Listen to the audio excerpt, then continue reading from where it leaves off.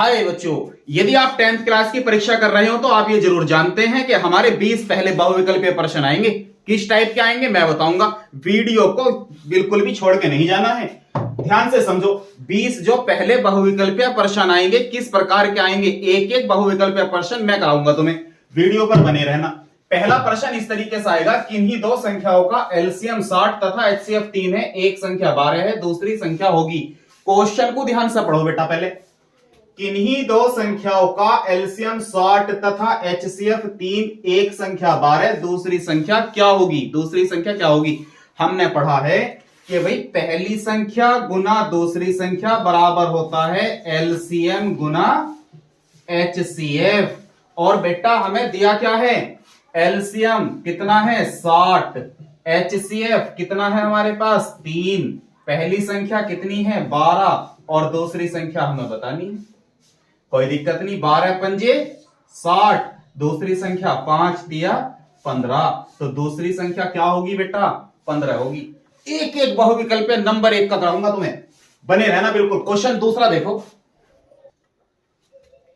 दूसरा क्वेश्चन है बेटा, एक शून्येतर परिमेय संख्या और एक अपरिमेय संख्या का गुणनफल क्या होता है। बेटा दिमाग में क्वेश्चन बिठा के जाना बड़े ध्यान से।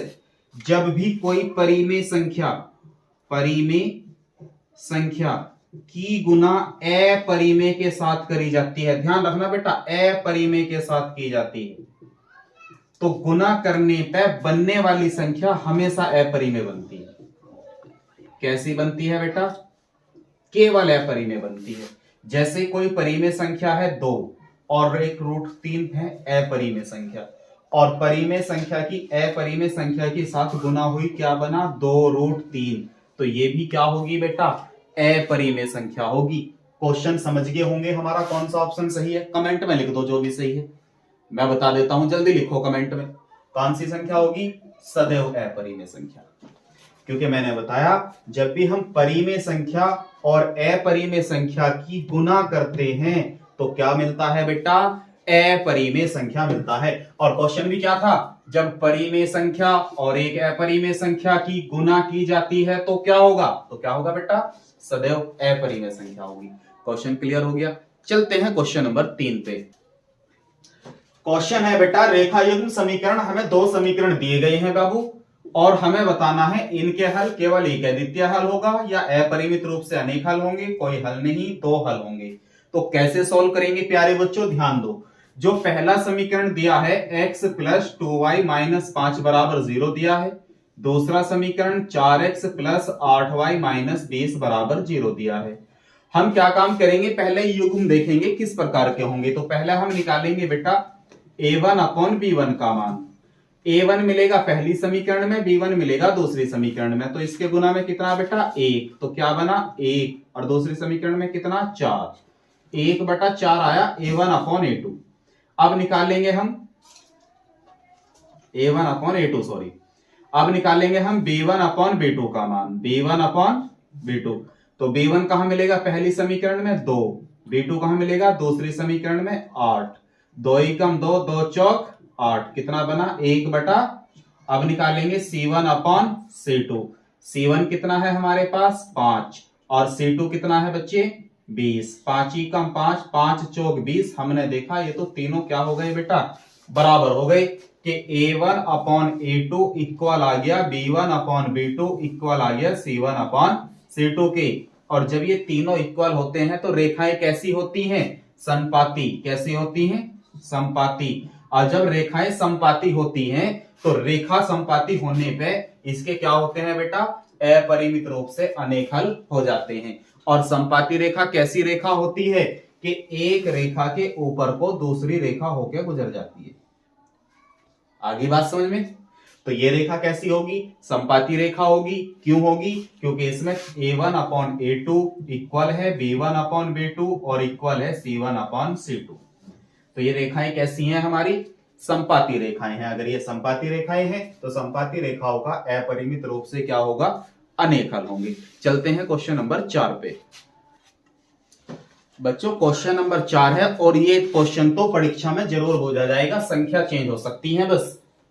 वह सबसे बड़ी संख्या ध्यान रखो बेटा, जब भी वो हमसे बड़ी संख्या निकलवाएगा और दो संख्या दे रखी हो को विभाजित करने पर क्रमशः शेषफल ये बचता है, तो क्रमशः वाले जो शेषफल हैं उनको क्रम से ही घटा देना आपको। जैसे 17 से भाग 17 को भाग देंगे, शेषफल कितना बच रहा बेटा 5, तो 70 में से 5 को घटा दो, कितना बचा बच्चों 65। आगे चलेंगे। दूसरा 125 को भाग करने पे कितना शेषफल बचता है 8, तो 125 में से बच्चे 8 को घटा दो, कितना बचा 117। और जब वो हमसे सबसे बड़ी संख्या पूछेगा तो जो संख्या आई है उसका HCF निकाल दो। क्या निकाल दो बच्चों HCF, और HCF निकाल के जो भी आया वही हमारा आंसर होगा। तो 65 और 17 का HCF आएगा 13, तो इसका आंसर कितना हो जाएगा 13। HCF और सीखते हैं कैसे निकालते हैं। जैसे 65 है, 65 के बेटा फैक्टर कर लो। 65 किससे कटेगा यो 5 से, तो 5 से कितनी बार जाएगा 65, 5 ही कम 5, 5 तिया 15 और 13 ही कम 13। तो हम कहेंगे कि 65 बराबर जो है वो 5 गुना 13 है। क्लियर। अब 117 के फैक्टर कर लेते हैं, तो 117 पहले 3 से जाएगा, 3 तिया 9, 3 नीम 27, फिर 3 से जाएगा, 3 ही कम 3, 3 तिया 9, फिर 13 से जाएगा, 13 ही कम 13। तो 117 के कितने फैक्टर बने 3 गुना 3 गुना 13। और HCF क्या होता है जो दोनों में कॉमन हो, और दोनों में कॉमन क्या है 13, तो LCF कितना आ गया 13।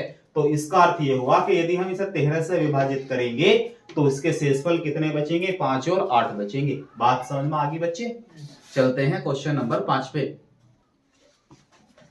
क्वेश्चन नंबर 5 क्या पूछा गया बेटा, 3 के प्रथम 5 गुणनजों का योग। 3 के प्रथम 5 गुणनजों का योग। 3 के प्रथम 5 गुणज क्या होंगे 3, 6, 12, 15, 9 आएगा बेटा इसमें, 9, 12, 15। तो 3 के प्रथम 5 गुणज ये होगी। हमसे पूछा गया इनका योग, और योग का फॉर्मूला क्या होता है Sn बराबर n/2 a प्लस l। यदि हमें अंतिम पद पता हो तो a प्लस l लग जा फॉर्मूला। अब हमें इसमें प्रथम पद भी पता और अंतिम पद भी पता। n कितने 1 2 3 4 5, तो ये बना 5/2।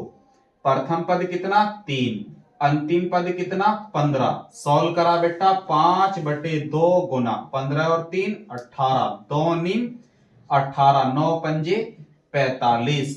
तो 3 के प्रथम 5 गुणनजों का योग कितना होगा 45 होगा। चलते हैं बेटा क्वेश्चन नंबर 6 पर। क्वेश्चन नंबर 6 देखो बेटा ध्यान से, बिंदु P Q के बीच की दूरी 10 मात्रक है तो y का मान बताना। दो बिंदु दे रखे, बीच की दूरी 10 है, y का मान हमें बताना। पहले उठा लो जो हमें बिंदु दिए गए हैं वो है 2 - 3 और Q है 10 और y, और इन दोनों बिंदुओं के बीच की दूरी कितनी है 10। तो हम क्या काम करते हैं, दोनों बिंदुओं के बीच की दूरी का फॉर्मूला अप्लाई कर देते हैं, और दोनों बिंदुओं के बीच की दूरी का फॉर्मूला होता है x2 - x1 10 - 2, क्योंकि ये है x1 y1 x2 y2, तो x2 - x1 का whole square plus y2 - y1 मतलब y माइनस, और ये माइनस का 3 है तो माइनस माइनस प्लस 3 बराबर बीच की दूरी कितनी है टोटल 10। बात समझ में आई बेटा। उसने कहा इन दोनों बिंदुओं के बीच की दूरी कितनी है 10 मात्रक है, तो हमने इन दोनों के बीच में बीच की दूरी का फॉर्मूला अप्लाई किया और इक्वल किसके रख दिया 10 की। अब जो इधर रूट है ये इधर कहां जाएगा स्क्वायर में, और 10 में से 2 गए 8 का स्क्वायर प्लस y प्लस 3 का स्क्वायर बराबर में कितना 10 का स्क्वायर, क्योंकि रूट इधर कहां चला गया स्क्वायर में। 10 का स्क्वायर 10 धाम 100, 8 का स्क्वायर 64, 64 को बराबर से इधर लेके जाएंगे, कहीं का हो जाएगा माइनस का, और यहाँ कितना बेटा y प्लस 3 का होल स्क्वायर। 100 में से 64 गई, कितने बचे हमारे पास 36, y प्लस 3 का होल स्क्वायर। अब ये होल स्क्वायर को बराबर से इधर भेजेंगे तो कहां जाएगा रूट में, तो y प्लस 3 बराबर रूट 36, और ये कहां के होंगे प्लस माइनस के होंगे। और रूट 36 का मान कितना होता है, रूट 36 का मान होता है 6, तो ये बन गया प्लस माइनस के 6। तो अब हमारे पास यहाँ बेटा दो चिन्ह है, जब हम स्क्वायर इधर भेजते हैं तो ये प्लस माइनस में आ जाते हैं, क्योंकि द्विघात समीकरण है तो इसके दो मान होंगे ना। तो एक तो लेंगे बेटा प्लस चिन्ह, क्या लेंगे, प्लस चिन्ह लेने पर जब हम प्लस चिन्ह लेंगे तो y प्लस 3 बराबर 6 हो जाएगा। तो y बराबर 6 माइनस 3, 6 में से 3 गए, कितने बचे 3, एक हो जाएगा y प्लस 3 बराबर माइनस 6। ये कब होगा, माइनस चिन्ह लेने पर, ये कब होगा, माइनस चिन्ह लेने पर। तो जब हम माइनस चिन्ह लेंगे तो माइनस का 6, 3 इधर लेके जाएंगे, y बराबर माइनस 6 माइनस 3, 6 और 3 कितने होंगे, माइनस के 9। तो मान जो बने उसके 3 और माइनस 9 बने। चेक कर लो कहां है, माइनस का 9 ये रहा, प्लस का 3 ये रहा। तो इसका कौन सा ऑप्शन सही है बच्चे, बी ऑप्शन बिल्कुल सही है। चलते हैं इसके क्वेश्चन नंबर 7 पे। क्वेश्चन नंबर 7 में कहा AOBC एक आयत है जिसके 3 शीर्ष हमें दिए गए हैं, इसका विकर्ण क्या होगा, हमें विकर्ण बताना बेटा। तो हम क्या काम करते हैं, पहले हम एक आयत बना लेते हैं। क्वेश्चन को समझने के लिए हम एक क्या बना लेते हैं, आयत। बेटा बड़ा ध्यान से ध्यान दो, मैं क्या लिख रहा हूं। इस आयत का नाम रख दो AOBC। क्लियर है यहां तक। अब उसने कहा कि A का जो शीर्ष है वो है 0 3, O का शीर्ष है 0 3, और जो B का शीर्ष है वो है 5 0। क्लियर है यहां तक। B का जो शीर्ष है वो कितना है, 5 0।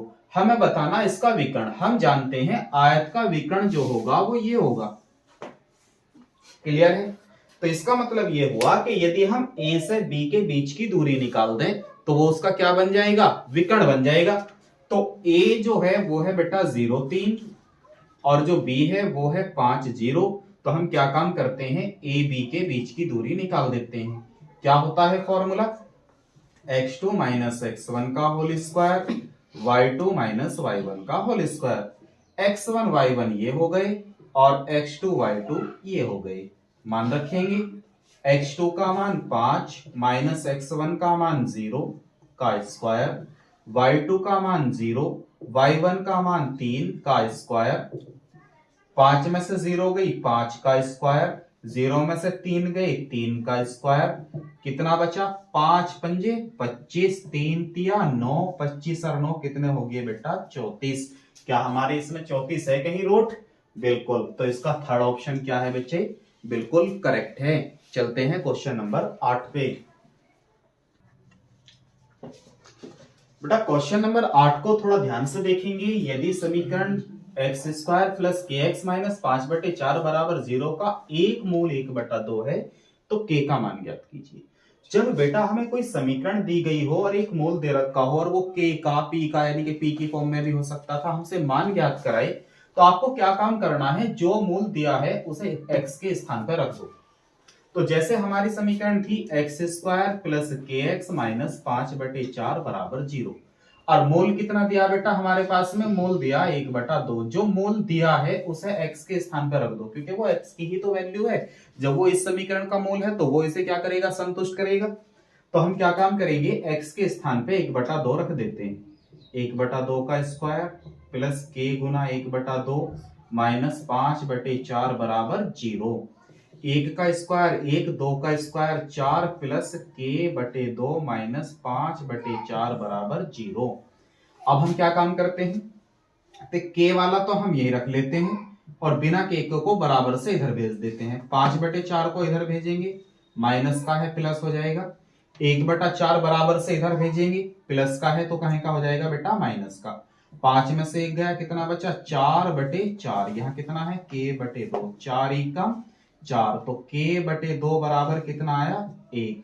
तो मतलब ये हुआ k/2 बराबर 1 है। क्रॉस गुना करियो बेटा, तो k का मान कितना आ गया 2। तो k का जो मान होगा वो कितना होगा 2 होगा। ऑप्शन में 2 है जी बिल्कुल। तो इसका फर्स्ट ऑप्शन क्या होगा बेटा, बिल्कुल करेक्ट हो जाएगा। देखते हैं क्वेश्चन नंबर 9। बेटा क्वेश्चन नंबर 9 जो है इसने कहा दो त्रिभुज समरूप होते हैं और हम जानते हैं कि यदि दो त्रिभुज समरूप हैं तो दोनों त्रिभुजों के संगत कोण क्या होंगे, बराबर होंगे। इसका पहला ऑप्शन भी करेक्ट है। इसकी संगत भुजाएं एक ही अनुपात समानुपाती में होती हैं, ये भी बिल्कुल सही है। कि यदि कोई त्रिभुज समरूप है तो उसकी संगत भुजाएं क्या होती हैं, एक ही अनुपात में होती हैं। तीसरा ऑप्शन है उपयुक्त दोनों, जी बिल्कुल, इसके दोनों ऑप्शन क्या है बेटा, करेक्ट हैं। तो हम क्या काम करेंगे, आंसर में हम इसके उपयुक्त दोनों वाले पे गोला बना के आ जाएंगे। ध्यान रखो बेटा, क्योंकि इसने कहा दो त्रिभुज समरूप होते हैं, तो कब होते हैं दो त्रिभुज समरूप, भाई जब उसके संगत कोण बराबर हो, एक तो जब होते हैं, और या संगत भुजाएं एक ही अनुपात में हो तब भी त्रिभुज समरूप होते हैं। तो इसका ऑप्शन कौन सा करेक्ट है, उपयुक्त दोनों। बात क्लियर हो गई बेटा। आगे चलते हैं क्वेश्चन नंबर 10 पे। क्वेश्चन नंबर 10 बेटा ट्रिग्नोमेट्री के पार्ट से लिया गया है। जैसे कि इसने कहा 2 tan square 45 plus cos square 30 minus sin square 60 का मान क्या होगा। धैर्य रखिए, बिल्कुल समझ में आएगा। ट्रिग्नोमेट्री देखकर घबराया मत करो। tan square 45 plus cos square 30 minus sin square 60। हमें पता है बेटा tan 45 का मान जो है वो कितना होता है, 1, तो 1 का स्क्वायर हुआ, प्लस cos 30 का मान √3/2 का स्क्वायर है, स्क्वायर लगा दो, और sin 60 का मान भी कितना होता है, √3/2, और इसका स्क्वायर है तो स्क्वायर लगा दो, और ये माइनस का ये प्लस का कट गया, 1 का स्क्वायर क्या होगा, 1, 2 का 2, तो इसका फाइनली आंसर कितना होगा, 2 होगा। ऑप्शन चेक करो, सी पार्ट बिल्कुल सही है। चलते हैं क्वेश्चन नंबर 11 पे। क्वेश्चन नंबर 11 है बेटा, एक समीकरण दी गई है हमारे पास में 3x प्लस के 2y बराबर के 6 और y का मान है 0। अब y का मान 0 है, उसने कहा का हल क्या होगा। तो ये तो पता चल गया बेटा, y का मान कितना है, 0 है, तो 0 को उठा के समीकरण में रख दो, तो 3x प्लस 2 गुना 0 बराबर 6, 3x प्लस 0 बराबर 6, तो 3x बराबर 6, 3 दूनी 6, x का मान कितना आया, 2, और y का मान कितना है, 0। आंसर चेक करो, 2 और 0 इसमें है या नहीं है, ये रहा फर्स्ट पार्ट। तो इसका कौन सा ऑप्शन सही हो जाएगा बेटा, फर्स्ट पार्ट बिल्कुल करेक्ट हो जाएगा। चलते हैं क्वेश्चन नंबर 12 पे। बेटा क्वेश्चन नंबर 12 ट्रिग्नोमेट्री के पार्ट से लिया गया है। इसने कहा sin 2a बराबर है 2 sin a, तब सत्य होता है जब a बराबर है। तो मतलब क्या हुआ, a का मान बताना, a का मान कितना होगा। तो ऑप्शन में हमारे पास 4 ऑप्शन है, कोई ना कोई एक a का मान है। चलो सॉल्व करते हैं। sin 2a बराबर 2 sin a हमें दिया है। हम जानते हैं sin 2a का जो फॉर्मूला होता है वो 2 sin a into cos a होता है, और बराबर में कितना है, 2 sin a। तो 2 sin a से 2 sin a कट गया एक बार, तो क्या बचा बेटा, cos a बराबर 1। अब एक cos में किसका मान होता है, एक cos में होता है cos 0 का मान, तो ये हो गया cos 0, यहां आया cos a, cos से cos गया तो a का मान कितना होगा, 0 डिग्री होगा। तो इसका कौन सा ऑप्शन करेक्ट हुआ बेटा, फर्स्ट। क्लियर बात समझ में आई। देखते हैं question number 13। Question number 13 trigonometry का लिया हुआ क्वेश्चन है। आप समझो, उसने कहा कि 4 tan थीटा बराबर जो है वो 3 है, तो tan थीटा बराबर हो गया जी 3/4। यहां तक तो बात आती है समझ में। फिर कहा इसका मान क्या होगा, यानी कि ये वाली जो वैल्यू है वो किसके बराबर होगी। तो बेटा इस पे ध्यान दो, इसने कहा 4 sin theta minus cos theta बटे 4 sin theta plus cos theta का मान क्या होगा। ठीक है, इसे करने का बहुत ही सिंपल तरीका है बेटा। आप क्या करोगे, आपको ऊपर से cos कॉमन ले लेना है। जब तुम ऊपर से cos कॉमन लोगे तो यहां तो cos है ही नहीं, तो यहां cos नहीं है, यहां cos चला जाएगा इसके बटे में, तो sin थीटा के बटे में आ गया बेटा cos, और यहां से cos ले लिया आपने कॉमन, तो यहां क्या बचा 1।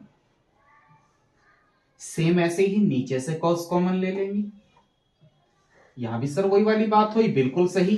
तो यहां भी हम cos को कहां भेज देंगे, sin के बटे में भेज देंगे। इतनी बात बेटा समझ में आ गई या नहीं आ गई। जैसे ही हमने cos ऊपर से कॉमन लिया तो यहां कॉस नहीं था तो साइन के बटे में हमने कॉस ले लिया, क्योंकि अब हम कॉस के अंदर गुना करेंगे तो कॉस से कॉस कट जाएगा और कॉस ही कम क्या हो जाएगा, कॉस हो जाएगा।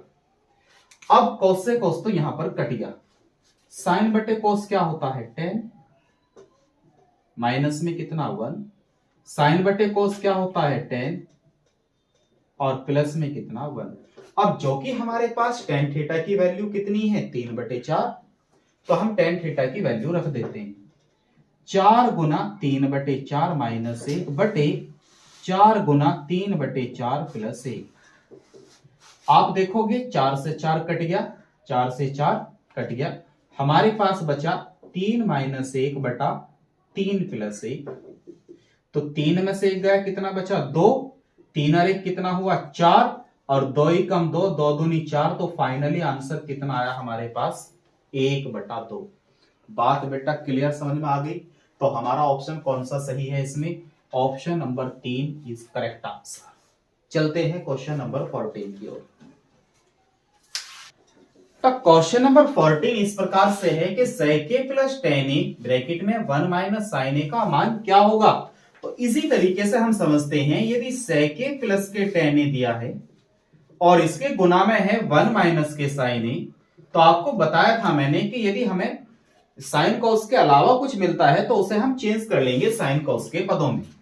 तो हम यहां बेटा क्या काम कर सकते हैं, sec को लिखा जा सकता है 1/cos और tan को लिखा जा सकता है sin/cos,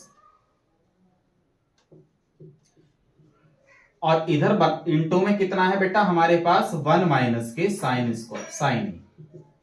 अब यहां से एलसीएम आ गया बेटा cos a, तो ये बना 1 प्लस sin a और इसके इंटू में हमारे पास है 1 माइनस के sin a। तो यहां एक आइडेंटिटी यूज हो जाती है ए स्क्वायर माइनस बी स्क्वायर की, एक बार प्लस हो रहा है एक बार माइनस हो रहा है, तो ये हो जाएगा 1 स्क्वायर माइनस साइन स्क्वायर ए बटे में कितना है cos a।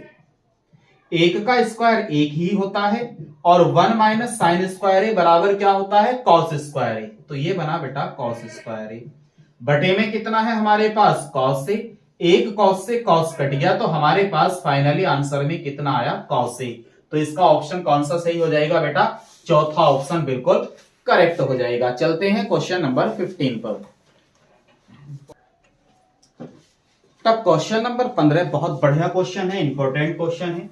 यदि त्रिज्या 7 सेंटीमीटर वाले एक वृत्त के एक त्रिज्या खंड का कोण 60 है तो त्रिज्या खंड का क्षेत्रफल क्या होगा।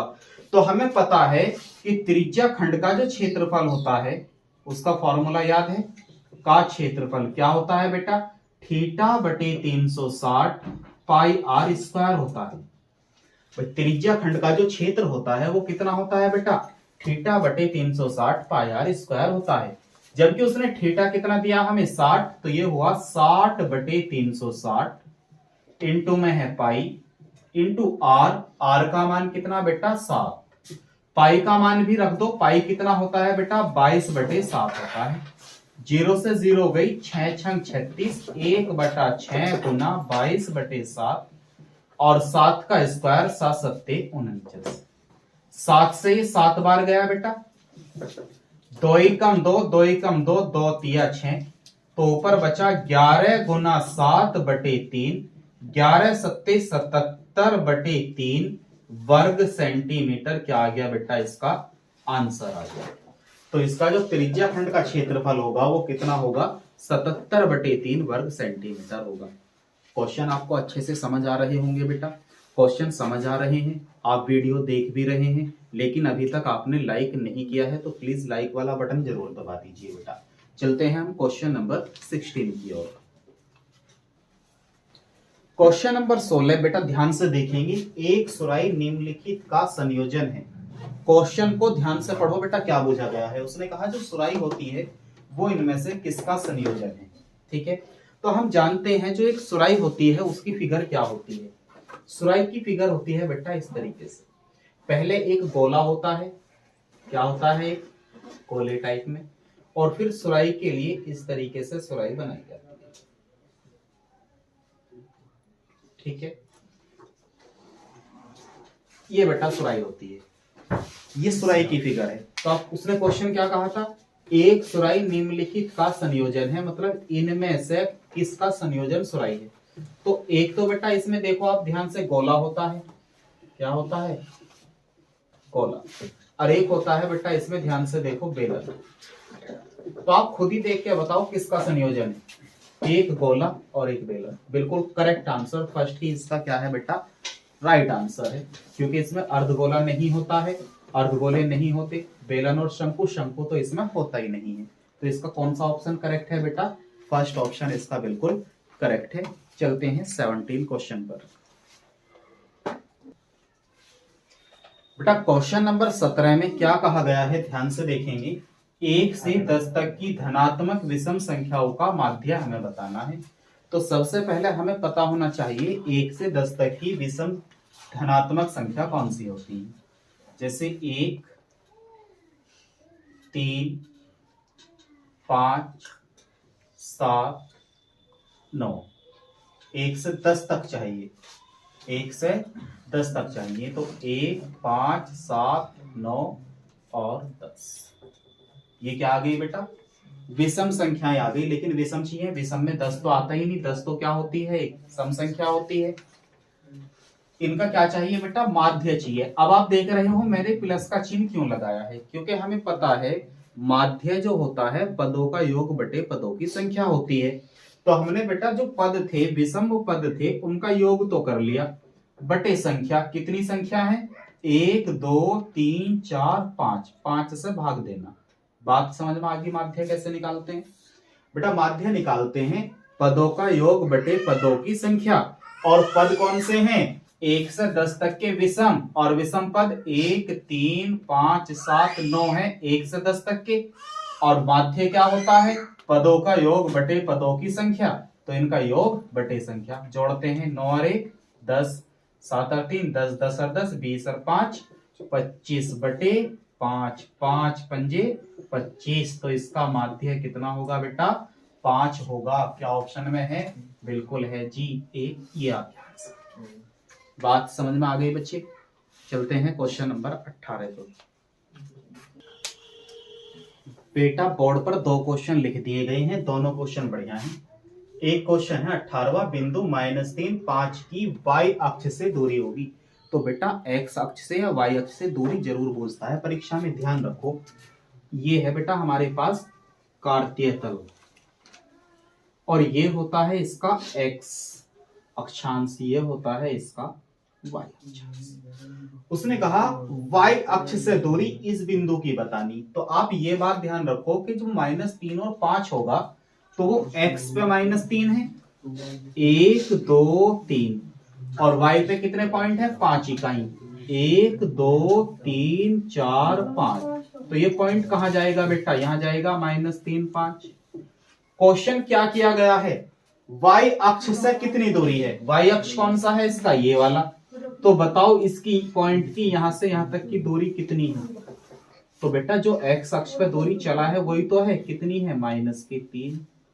तो इसका ऑप्शन कितना हो जाएगा बेटा, -3।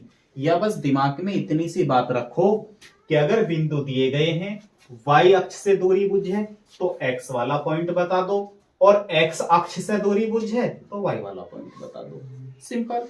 आगे बढ़ते हैं। एक क्वेश्चन नंबर 29 दिया गया बेटा, sin 15 बटे cos 15 का मान क्या होगा।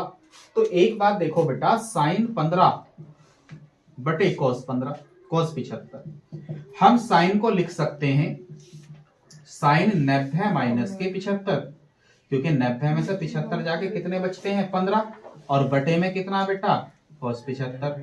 अब sin 90 पे चेंज हुआ तो क्या आया, cos 75, और बटे में कितना, cos 75। इससे कट गया, आंसर कितना आया, 1।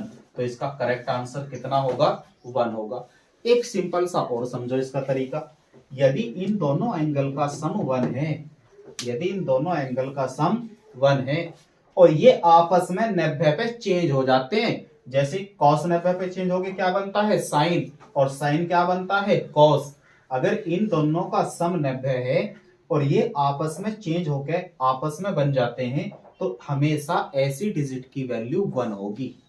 क्या होगी, 1 होगी। तो चाहे ऐसे समझो चाहे 90 डिग्री के सम से समझो, बस उसमें एक ध्यान रखना है कि साइन 90 पे चेंज होके कॉस आता हो, कॉस 90 पे चेंज होके साइन। बात आ गई समझ में? तो चलते हैं अब क्वेश्चन नंबर 20 की ओर। बेटा क्वेश्चन नंबर 20, इस क्वेश्चन को तो रट लो रट लो रट लो। ये क्वेश्चन तो परीक्षा में जरूर आएगा, बता रहा हूं तुम्हारे से। कोई भी संख्या 1 देगा, 2 देगा और तीसरी संख्या को निकलवा लेगा। बहुलक या माध्य या माध्यिका, इन तीनों कंडीशनों पे एक फॉर्मूला होता है, उसे याद कर लो बेटा। 3 माध्यिका बराबर होता है, 3 माध्यिका बराबर होता है बहुलक प्लस 2 माध्य। तो अब क्वेश्चन को किस तरीके से देता है वो, कभी कभी माध्यिका और बहुलक दे देता है तो माध्य निकलवाता है, या माध्य बहुलक दे देता है तो माध्यिका निकलवाता है, या माध्यिका और माध्य दे देता है बहुलक निकलवाता है। तो 3 टाइप से इस क्वेश्चन को पूछा जाता है। तो हमारे पास बेटा माध्य कितना है 27, तो माध्य की जगह रखेंगे हम 27। बहुलक कितना है हमारे पास 45, और इधर कितना है 3 माध्यिका। आगे बढ़ेंगे, 45 प्लस 27 दूनी 54, 5 और 4 9, 5 और 4 9, 3 माध्यिका।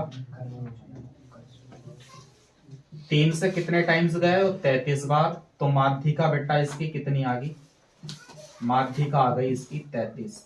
तो इसका कौन सा ऑप्शन सही है बेटा, सेकंड ऑप्शन बिल्कुल सही है। मिलते हैं अब हम आपसे एक और बहुविकल्पीय का टॉपिक लेकर आएंगे, उसमें भी 20 क्वेश्चन कराएंगे। तो अगली वीडियो का इंतजार कीजिए, बहुत जल्द लेके आएंगे, बल्कि कल ही लेकर के आएंगे। और इन 20 क्वेश्चनों की तो आप बात अच्छे तरीके से तैयारी कर लीजिए। जाते जाते वीडियो को लाइक करना बिल्कुल ना भूलें और अपने दोस्तों को शेयर कर दीजिए ताकि उनका भी कुछ फायदा हो सके। अगर चैनल को सब्सक्राइब नहीं किया है तो जरूर सब चैनल को सब्सक्राइब कर दीजिए। मिलते हैं अब हम आपसे अगला टॉपिक फिर से बहुविकल्पीय क्वेश्चनों को लेकर के।